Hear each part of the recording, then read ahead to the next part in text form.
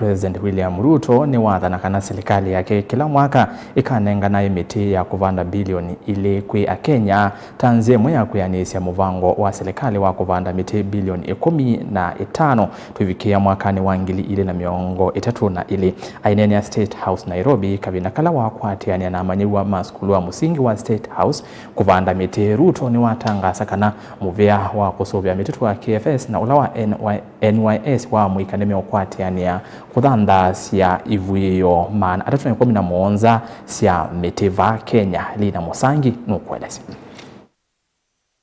Omenya skulu na musingi wa State House County Nairobi ituna waseso vandiwa miti Musumbi William Ruto na waita kwiswa miti milioni ya naimani ya vikia na uvanda mwalotono wake wavanda miti bilioni 15 kufikia mwaka wa 2032.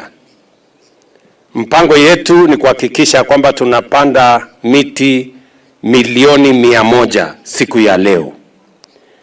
Na katika kila primary school, mahali mtu amesomea, kila secondary school, mahali mtu amesomea, tunawaomba Wakenya wote, kila mmoja wetu aende katika shule amesomea, atusaidie kupanda miti katika mashule yetu.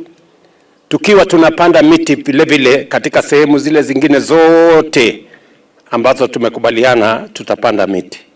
Tumekubaliana ya kwamba tunapanda miti katika sehemu mbalimbali katika misitu yetu, mahali ambapo miti imekatwa.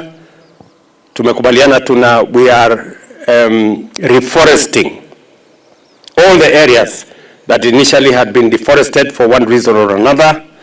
We have agreed that we are going to look for sensitive areas, water catchment areas, watershed areas, and make sure that we plant trees, because trees are very important in matters to do with the environment of the Republic of Kenya.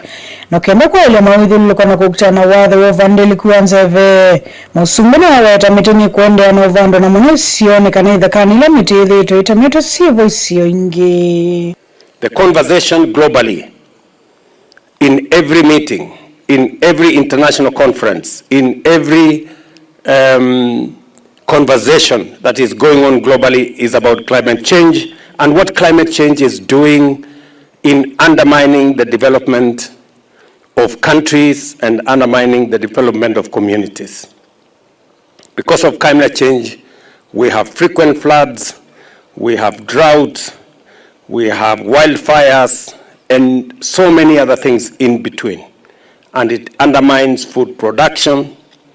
It creates unnecessary expenditure to mitigate floods, to mitigate drought. We lose livestock, we lose wildlife, and we lose livelihoods. And therefore it is important for us as a nation to focus on tree planting as a national exercise. Report of Lingua Mauvo Nelina Musangi.